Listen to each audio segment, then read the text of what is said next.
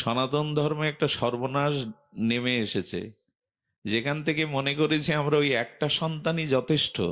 আর না, সেদিন থেকে এই ধর্মের সংখ্যা, ধর্মের মানুষের সংখ্যা, স্বজাতির সংখ্যা কমতে শুরু করেছে।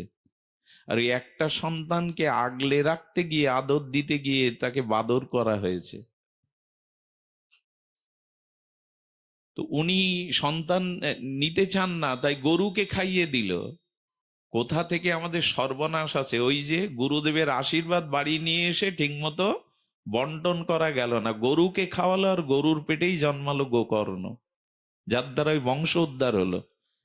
আর তার স্ত্রী ছলনা করে তার বোনের সন্তানকে, গর্ভ উঁচু করে রেখে বোনের সন্তানকে দাবি করে জগতে আনলো। আর এই ধুন্ধুকারী কি করলো? পিতাকে মেরে ধরে তাড়িয়ে দিল, মাকে হত্যা করলো, 5 জন পতিতাকে নিয়ে জীবন কাটালো। পতিতাকে টাকা না পেলে কি হবে, হত্যা করে দিল, এর আত্মা ঘুরতে লাগলো পিশাচী হয়ে, প্রেতাত্মা হয়ে।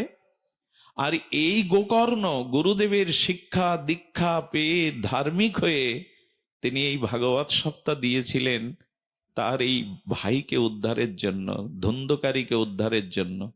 একটা বাঁশ কেটে এনে গোবর লেপন করে ওখানে 7 গিরো বাঁশ পুঁতে রেখেছে, যে ভাগবত অর্চন হবে, পাঠ হবে, এক একটা বাসনা ফেটে যাবে, ওর আত্মা কল্যাণ হবে। ওই আত্মাটা ওর মধ্যে এসে বসেছে। কেন ভাগবত দিতে হয় জানেন? এই ভাগবত দিলে ওই আত্মাগুলো নিজের উদ্ধারের জন্য অলক্ষ্যে এখানে আসে। আর এই ভাগবত সমর্পিত হলে তাদের আত্মাগুলো উদ্ধার হয়। এক এক দিন পর্বে এক একটা বাঁশ ফেটে লাগলো, এই বাঁশ মানে বাসনা, কামনা। 7 দিন বাদে আশ্চর্য হতে হয়, গয়ায় 108 বার পিণ্ড দিয়েছিলেন, তাতেও ওর আত্মা শান্তি পায়নি।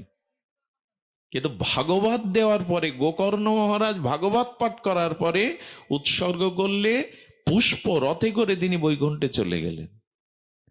আপনি যদি পরবর্তী ভিডিওটি দেখতে চান তাহলে এখনই আমাদের চ্যানেলটি সাবস্ক্রাইব করুন। নতুন ভিডিওর আপডেট পেতে বেল আইকনটি এক্ষুনি চাপুন।